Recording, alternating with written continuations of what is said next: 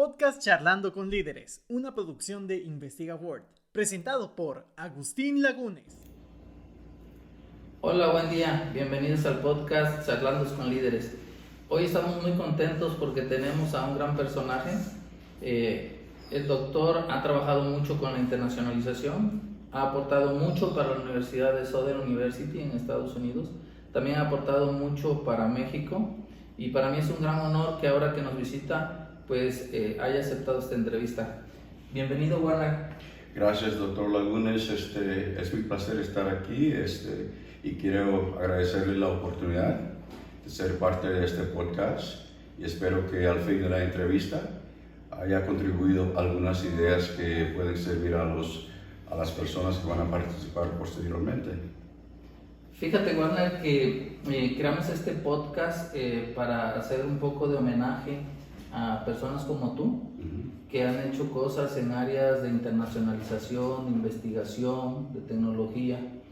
Y la verdad estamos muy contentos que hayas aceptado la investigación porque, como ya lo dije, tú has aportado mucho a la internacionalización. Mira, esta entrevista primero la vamos a ir viendo un poquito sobre la vida personal de Warner y después vamos a hablar un poquito de la internacionalización y finalmente Warner nos irá dando pues algunos consejos para los chicos sobre la internacionalización, ¿no? ¿Cómo no? Fíjate que muchos cuando escuchan Warner Anderson dicen el doctor Warner Anderson, Estados Unidos, ¿no? Por el apellido. Sí, claro. Pero tengo entendido que la internacionalización en tu vida comenzó desde muy joven, como desde los 12 años, ¿no? Sí, en primer lugar, nací en la costa atlántica de Nicaragua y el inglés viene a mi familia de parte de la parte histórica de Nicaragua, donde los ingleses colonizaron la costa atlántica de Nicaragua y así trajeron el idioma inglés a la religión protestante y nombres comunes en inglés como Anderson, Lewis, Taylor, Smith, Johnson y muchos otros apellidos que son comunes al idioma inglés.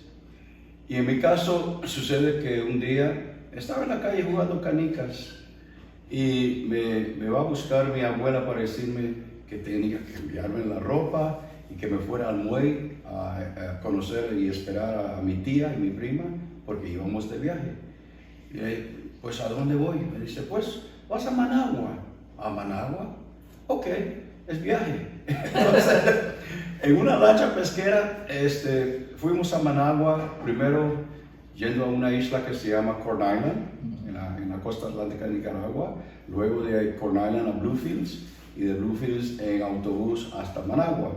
Y ahí pasamos como 4 meses haciendo los trámites legales para emigrar a los Estados Unidos.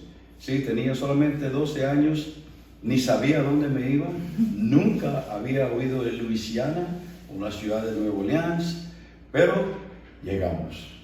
Y así fue que comenzó tu camino de la internacionalización. Precisamente, sí. Oye, pero cuando hoy en día las personas escuchan que tú eres nacido en Nicaragua, todo el mundo dice, con razón, Warner Anderson habla también el español, pero ustedes eran una colonia inglesa, ¿no?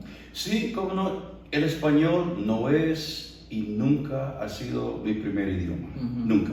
Siempre ha sido el inglés. En mi familia, en la casa, jamás hablábamos español, ni una palabra, porque éramos parte de una cultura que se dice criolla.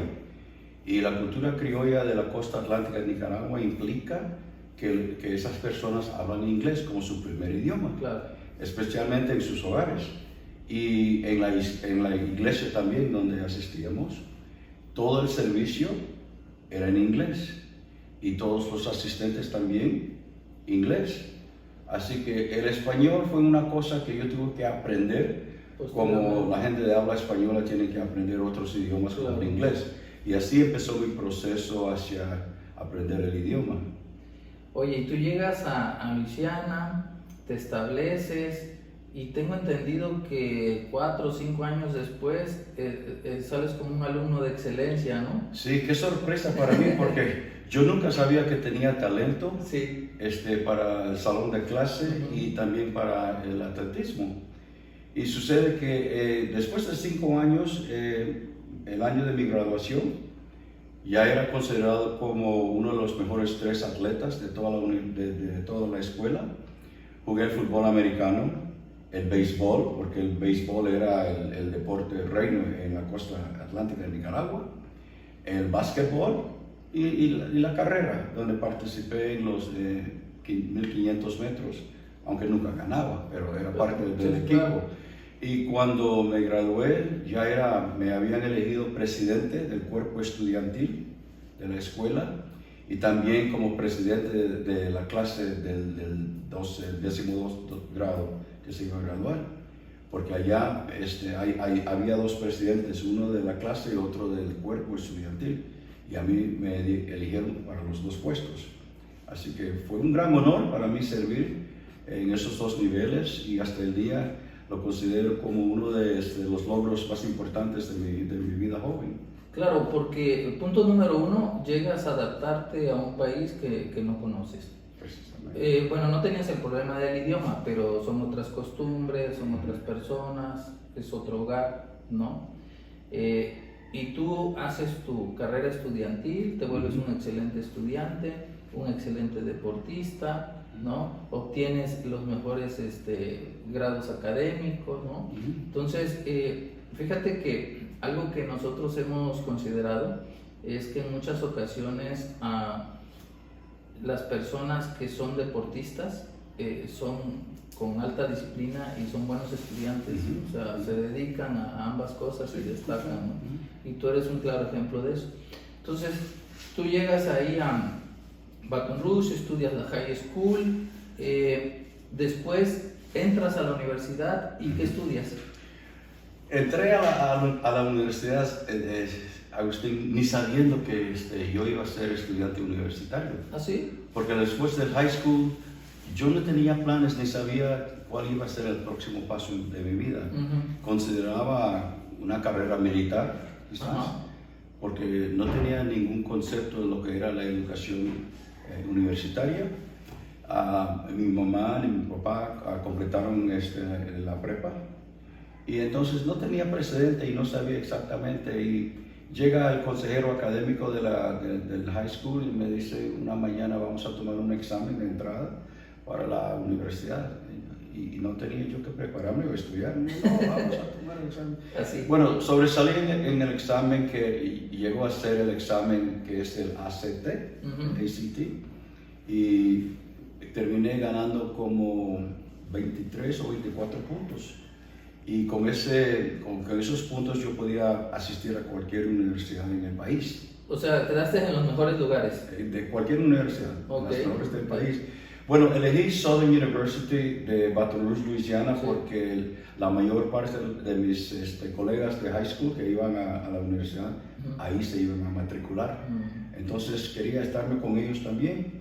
Luego llego a la universidad sin saber qué es la universidad, qué hace uno en la universidad. Y tenía que explicarme que uno tiene que elegir una especialidad. Y yo no sabía qué iba a hacer.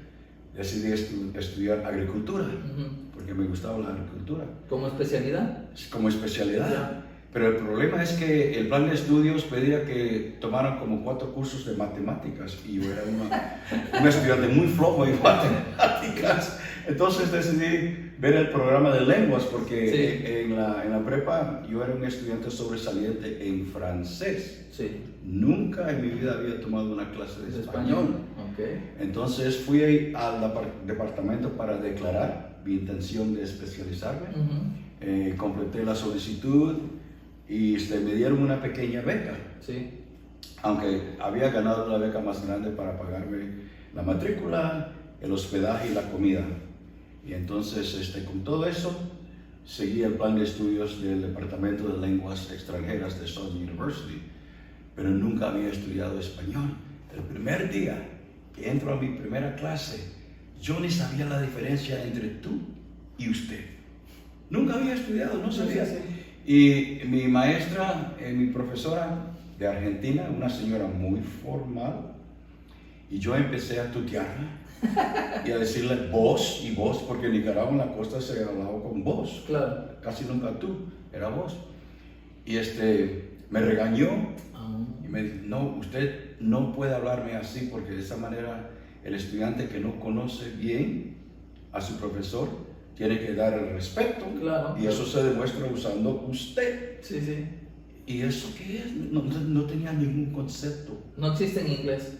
Sí, en inglés, lo conocía en inglés, Sí. pero en español yo no sabía la diferencia cultural. Ok. Cuándo hablarle con usted a una persona, Sí. cuándo dirigirme con el tú Sí. a otra persona.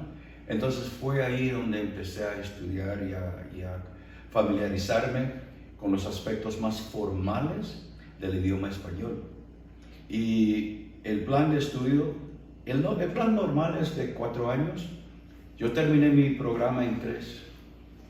Muy rápido. Muy rápido y me gradué como el número 1 de la facultad de Artes y Humanidades. Solicité a la Universidad de Wisconsin y me dieron beca para seguir con mi maestría. Y después de la maestría me dieron trabajo en Southern, de donde me había graduado. Y empecé mi carrera en 76 como un maestro de español y en 77 me inscribí en LSU para empezar mis estudios del doctorado. Otra vez había muchas formalidades que se me escapaban y tenía que seguir aprendiendo. Cada día, cada clase, cada año era otra cosa que tenía que aprender. Y después de 4 años había completado mi programa y el resto que uno necesita para completar el doctorado, que usted conoce muy bien. Y de ahí seguí mi trabajo en Southern. Y el primer trabajo internacional que tuve fue para el gobierno federal de los Estados Unidos, que tenía un programa de capacitación de alcaldes de pequeños pueblos elegidos democráticamente en El Salvador. Oye, pero a ver, te interrumpo, pero ahí tú ya hablabas bien español. En esos días sí tenía más control y entendía más del idioma. Okay. Claro. La primera pregunta en ese sentido, porque muchos del auditorio dirán, ¿en qué tiempo aprendiste el español? O sea, ¿cuántos años te llevó a ti desde que entraste a esa primera clase con la profesora de Argentina a dominar, que digas tú, ya dominaba yo el español? ¿Cuántos años te llevó? Yo creo que fueron como 5 años, porque 3 años al nivel de licenciatura. Y entonces cuando me matriculé en la Universidad de Wisconsin para empezar la maestría, tenía que escribir mis papeles en español, mis papeles de investigación, porque en esos días, por cada clase, se exigía un papel de investigación sobre un tema de literatura, porque mi especialidad era literatura y no lingüística. Un artículo, digamos, de investigación, un paper. Exactamente, y lo tenía que hacer en español. Cometía muchísimos errores de gramática, de la selección de vocabulario, de puntuación, y con esas correcciones que me estaban haciendo los maestros, poco a poco ya iba aprendiendo más y más del aspecto más formal del idioma español, especialmente en lo que es la escritura. Ya el hablar y platicar con una persona hay más flexibilidad de cosas formales e informales. Sí, sí. Y esas son cosas que tenía que entender. Así que, y trabajando también por primera vez, después de que recibí la maestría, en un centro bilingüe en la ciudad de Milwaukee. Me dieron trabajo como director. Y entonces los miembros de la comunidad que se aprovechaban del centro eran hispanohablantes, de Puerto Rico y de México principalmente, eran mexicano-americanos como le dicen allá. Sí, sí. Entonces poco a poco ya iba mejorando mi habilidad de hablar espontáneamente y hablar correctamente, ¿no? El idioma. Súper bien, porque fíjate que en México los estudiantes, bueno, en escuelas públicas llevan un poquito de inglés en nivel básico, pero en secundaria es obligatorio, en bachillerato, high school es obligatorio, en universidades es obligatorio, y luego salimos de la universidad y pues no tenemos el dominio que tú tienes, ¿no? Pero pues 5 años bien trabajados como tú lo hiciste, yo creo que es muy bueno. Oye, entonces regresamos ahora sí. Obtienes el primer proyecto que entiendo que es un proyecto muy grande que tiene el gobierno de los Estados Unidos, ¿no? Exactamente, es que, y sabes, parte de la preparación para impartir este programa requería que yo fuera a San Salvador. Ajá. Ahí iban a venir los alcaldes y alcaldesas para capacitarse, y la capacitación o el entrenamiento consistía de elaborarles cómo se desarrolló la historia de los Estados Unidos, que empezó en el este y todo ese camino al oeste hasta California, y cómo se desarrolló esa parte de la historia de los Estados Unidos, porque antes de venir a los Estados Unidos para participar en el programa, tenían que saber algo no solamente de la historia del país, pero también la historia del estado donde iban a estarse ubicados, que fue Baton Rouge, Luisiana. Yo tenía que darles también, explicarles parte de la historia de Luisiana y las diferentes culturas de diferentes países que gobernaron en Luisiana, los franceses y los españoles, la esclavitud también, que fue parte del estado. Y haciendo todo eso en El Salvador, después de 3 semanas de capacitación, entonces me tocó traerles a los Estados Unidos, que eran 28 alcaldes y alcaldesas en ese grupo. Uy, súper. Oye, hay una anécdota cuando estabas allá, ¿no? ¿Nos las cuentas? Sí. Digo, porque la parte de la internacionalización, o sea, se ve muy bonito Hay peligros, ¿no? peligros. Y en este caso me tocó una reunión con uno de los alcaldes, y en el hotel que estaba consistía de 6 pisos, estábamos en el 5º piso, y pegó un terremoto fuertísimo de 7 puntos y pico de terremotos, la fuerza. Él y yo estábamos en la habitación, y cuando pegó el terremoto perdimos la electricidad, y la puerta era una puerta que tenía electricidad porque teníamos que meter una tarjeta. Claro. Y esto fue en 1985. Y corrimos a la puerta para abrirla y estaba trancada y no podíamos salir. Y el edificio también seguía bailando así, moviéndose de lado a lado, porque fue un terremoto fuertísimo. Corrimos a la ventana, abrimos la ventana y había una piscina abajo. Y yo le dije, mira, señor, si tengo que brincar de aquí, me voy, me acompaña. Me dice, no creo. Le dije, bueno, yo no puedo quedarme aquí, morirme aquí en este lugar. Y lo que sucedió al fin, probamos a abrir la puerta otra vez y abrió. Salimos corriendo por el pasillo, estábamos en el 5º piso. Y en vez de bajar las escaleras, yo como estaba saltando, brincando así, para llegar sin más tocar rápido. ninguna grada. Sí, esa anécdota nunca se me olvidó, porque fue la primera vez que tuve la experiencia de un terremoto. Claro, y estás en otro país. En otro país, exacto. Afortunadamente tú hablas bien español, no había problema, pero imagínate una persona que va a otro país, que no habla bien el idioma, que no sabe qué sucede, ¿no? Es bien complicado. Oye, ese fue tu gran proyecto, el primer gran proyecto que tuviste con el gobierno de los Estados Unidos, ¿no? Después tú tuviste otros proyectos, cuéntame, mucho de nuestro auditorio se estará preguntando, ¿en dónde ha estado, dónde ha trabajado el Dr. Warner Anderson? Tú has trabajado para proyectos de varios continentes, ¿no? Sí, en 1994, bajo el mando del jefe de asuntos académicos de nuestra institución, querían empezar un programa de educación internacional. Sí. Porque quería la idea fue organizar programas, primero formar convenios y establecer relaciones internacionales con otras instituciones.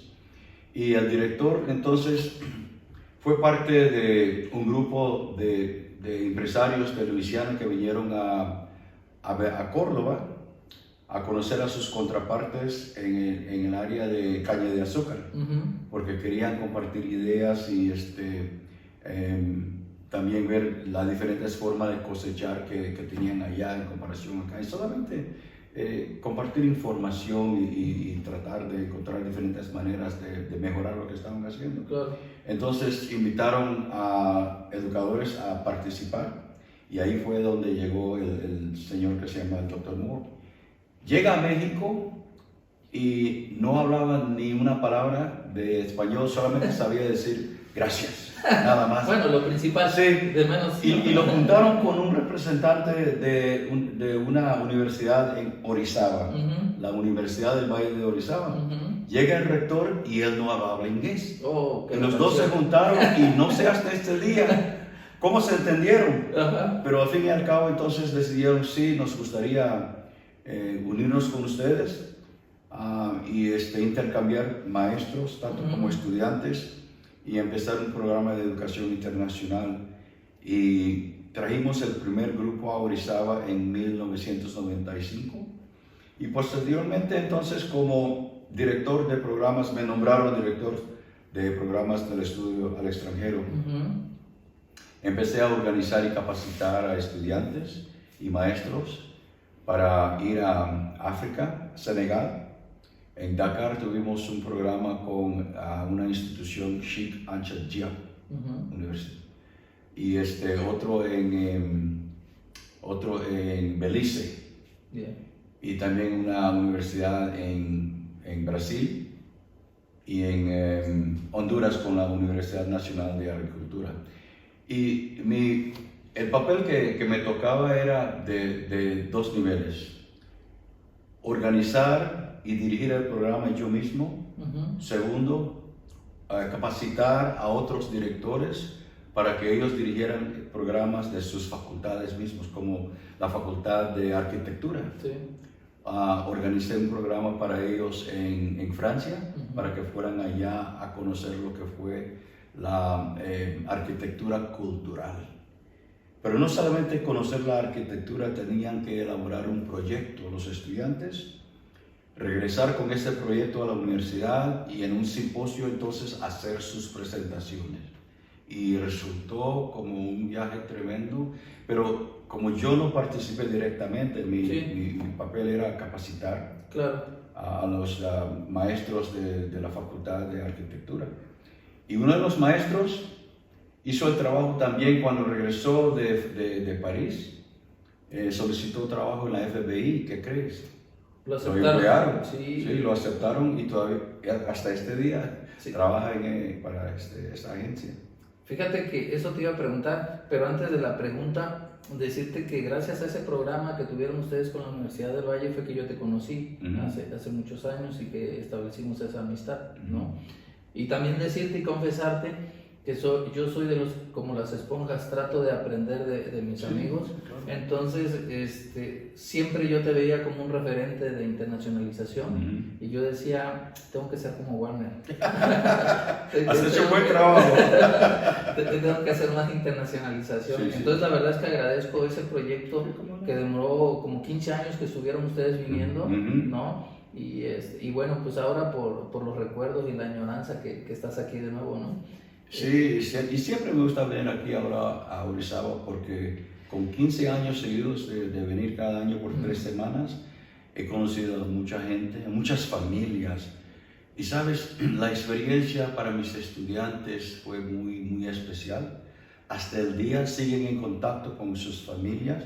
Muchos vienen individualmente, personalmente, de vez en cuando, a visitar a sus familias. Y bueno, con la tecnología hoy en día es más fácil comunicarse a nivel internacional. Pero esa parte del programa fue de lo mejor para nosotros. Y lo que hizo para mis estudiantes es que eliminó ciertos temores que tenían para empezar amistades con personas que venían de otras culturas. Y algunas de mis estudiantes, mujeres, hasta se casaron con mexicanos de California y de Texas, y hoy en día les gustó la cultura, ¿no? Les encantó la cultura, y entonces es algo que siempre dicen que fue la mejor experiencia que tuvieron. Por casualidad hoy puse una foto en Facebook y me responde una de mis ex estudiantes que vino a Orizaba y mencionó, doctor Anderson, gracias por esa experiencia que fue la mejor experiencia de mi vida académica. Sí. Ella se fue a Houston y le dieron trabajo como maestra de música y de español, y hace más de 10 años que está en ese puesto y sigue así, pero la experiencia ha dado buenísimos resultados. Fíjate que hay que destacar ahí dos cosas que trabajó el doctor Warner Anderson. La primera es el modelo de intercambio, porque el modelo de intercambio en otras universidades lo que hacen es que a los chicos van y los alojan en un hotel, o en algún lugar, y aquí no. Por eso Warner siempre habla de la familia. ¿Por qué? Porque se le buscaba una familia para que el chico conviva el día al día con esa familia. Entonces, ¿qué se gana con eso? Primero, la práctica del idioma. Segundo, conocer las costumbres, ¿no? Hasta la religión, si es posible, ¿no? Claro, porque asistían a misa. Porque asistían a misa con ellos. Entonces, uno realmente conoce un país cuando vives con una familia. Porque si tú estás en un hotel y comes en el restaurante, pues eso no es conocer el país. Claro, y ir a los lugares turísticos no es conocer, ¿no? Nosotros estamos en Orizaba en este momento, y Orizaba, aunque cada vez es más turístico, hay que decirlo, y lo anunciamos, pero pues no es Cancún, ¿no? O no es Los Cabos. Entonces los turistas llegan a esas partes. Cuando tú traes a un estudiante con una familia, pues el impacto es mayor en sus vidas, ¿no? Y hablando del impacto, la segunda parte que quiero platicar contigo sobre ese tema es que ya mencionaste el éxito de esta chica, pero yo tengo que ha impactado mucho a tus estudiantes, ¿no? Sí, hombre, mira, tengo estudiantes exalumnos de este programa que siguieron carreras como maestros de español.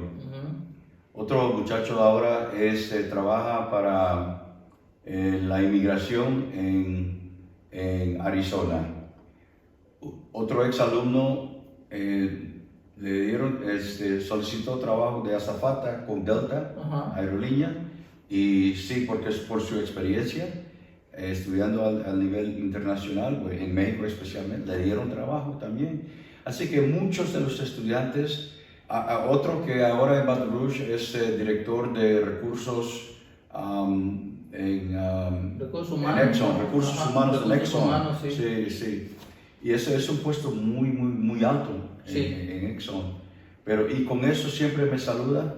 Y él también, por casualidad, hoy puso en Facebook que nunca se olvidó de la experiencia que tuvo en Orizaba con su familia y ahora sus amigos que tiene aquí. Porque nosotros queríamos organizar, establecer un programa diferente. Y como mencionaste ahorita, no queríamos llevarlos a un hotel o a una casa privada para alquilar. Y entonces pedimos a las familias, a los estudiantes de Orizaba, que si podían hablar con sus familias para ver si aceptarían a los estudiantes por 3 semanas. Porque queríamos que conocieran la cultura desde adentro. Desde adentro. Y dio buenos resultados hasta el punto que nos llamaban como asesores de diferentes universidades para preguntarnos, entrevistarnos, para darles idea. ¿Cómo podemos nosotros seguir haciendo las mismas cosas como ustedes? Carolina del Sur, Carolina del Norte y otras universidades. Jackson State, la Universidad de Jackson State y otras universidades, participamos en unos consorcios donde compartimos con ellos, mira, esto fue lo que nosotros hicimos. Y los estudiantes queríamos también que recibieran créditos, y no solamente participación, pero que ganaran créditos dentro de su plan de estudio, que iba a contribuir a las horas que necesitaban para poder graduarse. Eso los motiva un poco más, ¿no? Pues claro que sí, y lo toman más en serio. Desde la capacitación en el campus antes de hacer el viaje, hasta cuando estamos y hasta que regresamos. Tienen que participar según las direcciones y las reglas del programa. Sí, a mí me parece muy bien y estoy completamente seguro que es un caso de éxito. Siempre a nivel nacional. Entonces, con razón, muchas universidades quieren tener ese mismo modelo, ¿no? Oye, es un hecho que la verdad impactó significativamente a los estudiantes de Southern, ¿no? Tenemos todos los casos que has mencionado, pero también hay que decir que también impactó a estudiantes de México que iban a intercambio con ustedes. Sí, hombre, ¿sabes qué? Esa fue una de las partes que más nos gustaba, porque queríamos que vinieran los estudiantes también a conocer Luisiana y tener actividades con los estudiantes de la universidad. Aunque la situación es diferente allá durante el verano, porque muchos de nuestros estudiantes, como vienen de familias pobres y de pocos recursos, tienen que trabajar en el verano para ganar su plata. Y entonces nosotros los hospedamos en la universidad. Pero cada día y cada fin de semana teníamos giras culturales con ellos, visitando diferentes lugares históricos o la famosa ciudad de Nueva Orleans, conciertos de jazz y la deliciosa comida que tenemos en Luisiana también, para que gozar de eso. Sí, fue gran parte de ese programa y como dije antes, ha sido tan exitoso el programa que la relación entre las dos ciudades y las dos culturas todavía sigue. Ha sido una buenísima experiencia para los dos. Y esperemos que continúe. Estamos sabidos que el Dr. Warner Anderson ya está en proceso de retiro, pero nosotros siempre estamos trabajando con él y aunque esté retirado vamos a seguir trabajando con él, porque pues tú sabes cómo se hacen las cosas de internacionalización, entonces pues te vamos a seguir molestando en esa área y buscando, porque en el mismo caso de estudiantes de México, tanto de la UNIVO, de la Universidad Veracruzana, profesores, hemos seguido trabajando contigo y con Southern, ¿no? Entonces yo creo que debemos de aprovechar que tú estás ahí, que eres un gran referente para hacer internacionalización con Southern y pues con Baton Rouge y Luisiana, ¿no? Sí, y la cosa es que también los entrevistaron en el periódico y en la televisión cuando regresamos varias veces del programa. Sí. Y entonces la comunidad de Baton Rouge se dio cuenta que estábamos haciendo algo muy bueno para los estudiantes. Sí. Y me invitaron a ser parte de un comité internacional que nació en la oficina del presidente municipal de Baton Rouge. Okay. Y en ese grupo entonces les traje yo como guía a Orizaba a conocer Córdoba, Fortín, Orizaba. Y lo que sucedió, el resultado de esa visita es que con el gobierno de Córdoba municipal se juntaron con el gobierno municipal de Baton Rouge y ¿qué crees? Formaron un convenio y firmaron un convenio, establecieron una relación como ciudad hermana. Ciudad hermana. Baton Rouge y Córdoba son ciudades hermanas y venían representantes de Baton Rouge a visitar y a conocer, y de Córdoba se iban para allá también para hacer la misma cosa. Y eso todo desprende de lo que nosotros hicimos aquí en México con nuestros programas de educación internacional. Excelente, un logro más, una estrellita más para ti. Claro que sí, claro que sí, hombre. Warner, vamos a pasar a algo más íntimo para ir cerrando la entrevista. ¿Qué piensa tu familia de todo lo que has trabajado en internacionalización? Bueno, yo tengo la buena fortuna de tener una familia que siempre me ha apoyado, mi esposa especialmente, porque tenía que ausentarme de la familia con 3 hijas, 3 semanas cada verano, y entonces siempre me han apoyado. Pero después que me jubilé la primera vez, mi hija mayor siempre me pedía que escribiera un libro, que pusiera en un libro mis experiencias, no solamente de vida, pero como profesor de educación internacional. Y por fin cuando me jubilé en 2012, empecé a escribir mi libro y por fin lo completé. Y lo escribí solamente porque quería que mis hijos y mis nietos entendieran quién soy yo, de dónde viene su familia Anderson, de qué parte de Nicaragua, qué significa ser de la cultura criolla. Y entonces, ¿cómo fue mi vida cuando vine aquí? De lo que habíamos platicado antes en este programa. Sí. La universidad, mi trabajo a nivel internacional y todo eso. Siempre ha sido parte de discusiones en la casa. Así que me apoyan y mis hijas siempre han querido aprender español. Eso te iba a preguntar, Sí, ¿quién de tu sí, familia habla español? tomaron clases a nivel universitario, pero solamente mi hija mayor Sí. se atrevió a tomar mi clase. Sí. Las otras dos no. Es que dicen que era muy difícil. Sí. Muy duro. Pero mi hija mayor resulta que sí tomó la clase conmigo y sobresalió en la clase y terminó la clase con el promedio más alto en la clase. Y ahorita está conmigo aquí visitando. Sí, sí, porque aquí está. quería venir a conocer la cultura. Está atrás de cámaras. Y sí, ¿verdad? Sí, y sí, mejorar ahí su está. español. Sí. Y no será la última vez que viene. No, no, aquí la recibimos. Va a seguir viniendo. Sí, Aquí la recibimos con mucho gusto, ¿no? Sí. Warner, a mí me gustaría que antes de cerrar la charla, le dieras algunos consejos a los estudiantes, porque ya hemos visto toda tu vida, todo tu recorrido, ¿no? La verdad es que quisimos que la entrevista fuera en español, solamente para que vean tu dominio del idioma, que es muy bueno. Yo cuando te presento siempre le digo a los amigos, no se preocupen, él habla mejor español que yo. Entonces, por eso lo hicimos.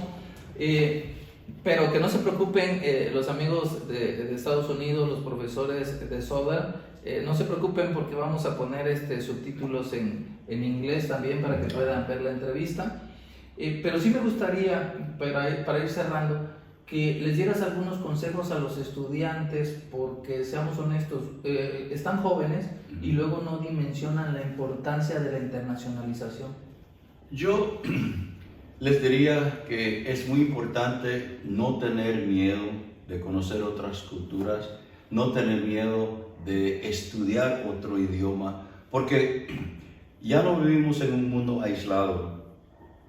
El mundo se ha marchitado mucho y está llegado a un punto donde estamos en contacto por la tecnología, nos conocemos mejor y sí se puede aprender mucho por la tecnología, Claro. pero si se le viene la oportunidad de viajar al extranjero y participar en un programa de estudio al extranjero, que lo hagan, que no tengan miedo, porque hay muchas barreras que nos separan. Claro. Y entonces, conociendo la cultura íntimamente, y eso es lo que yo siempre he querido que mis estudiantes hicieran y pusieran énfasis en eso.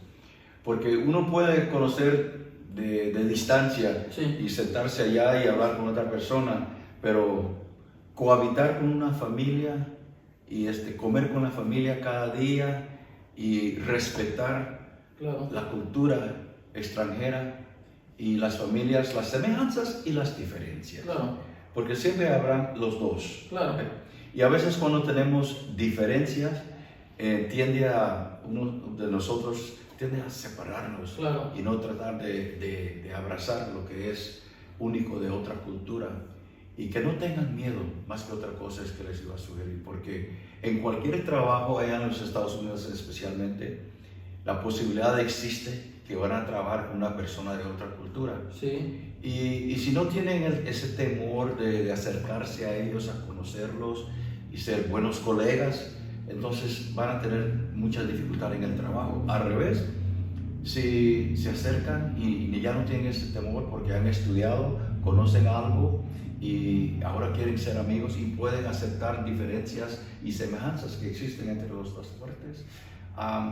Es una cosa muy bonita ver eso cuando sucede en el trabajo, así que no tengan ese temor de conocer otras culturas. Fíjate que dices algo bien importante, porque aunque yo soy del área de la tecnología, para esto de la internacionalización, está bien, por ejemplo, hacer una pasantía, una estancia virtual, Sí. pero lo que te da más es, como bien dices, el estar, el sentir, el conocer, el feeling, ¿no? Porque si no, no conoces la cultura. No es lo mismo por la tecnología. Sí. Y puedes verlo en muchos videos, pero no es lo mismo. No es lo mismo, de El acuerdo. ambiente, ¿no? Los expertos en internacionalización dicen que cuando un estudiante hace internacionalización in situ, en el lugar, que se vuelven más tolerantes, ¿no? De acuerdo, sí. Respetan más, es más, aquellos que no les gusta comer de todo, empiezan a comer más porque y a preparar ese tipo de comida en sus casas. Exactamente, a preparar en sus casas. Claro. Entonces esa es la parte rica, ¿no? Y los estudiantes hoy en día, como tú bien dices, ya deben de estar globalizados. Claro. Un estudiante hoy, por ejemplo, en el área de Computer Science, lo que yo les comento a los estudiantes es que tú no digas que vas a competir con el de la universidad de junto, tú vas a competir con los americanos, con los hindús, con los chinos a la hora de programar, sí. ¿no? Y tienes que conocer su cultura y tienes que dominar al menos el idioma inglés, sí, claro. Porque todo el mundo se va a comunicar en ese idioma. ¿No? Exacto. Entonces, la verdad es que la reflexión que haces es muy interesante porque estamos globalizados, pero tenemos que sentir la globalización. La globalización no nada más es mediante las tecnologías, sí, ¿no? De acuerdo. Pues Warner, no sé si quieras comentar algo más antes de cerrar la charla. Nada más es que la única cosa que quiero decir es que siempre estoy a gusto cuando estoy aquí con ustedes, con su familia, pero también en este ambiente. Claro. Que las familias de esta parte de México, de Veracruz, han sido muy buenos con nosotros y nos han aceptado mucho y me siento como en casa donde quiera que vaya. Entonces voy a seguir regresando porque es como me siento como estoy en casa con familia. Sí, muchísimas gracias. Y yo sé que tú nunca lo vas a decir, pero cada año que viene el Dr. Warner Anderson trae ropa, zapatos para casa, hogar, y la verdad es algo que se le agradece porque lo hace de corazón y porque se siente que nos quieres, ¿no? Exacto. Entonces te lo agradecemos mucho. No me queda más que agradecerle su presencia en esta entrevista al Dr. Warner Anderson. La verdad es que quisimos aprovechar la oportunidad, pero quisimos hacer un homenaje al Dr. Warner Anderson. Por ahí tiene su libro, no es público, si no ya estaríamos hablando de él. Pero en algún día tendremos acceso a él y podamos compartir un poco más de su vida. Les damos las gracias y bueno, espero que tengan un buen día. Que estén muy bien, hasta luego. Gracias. Gracias. Gracias. Los esperamos en nuestro próximo episodio y no olvides suscribirte.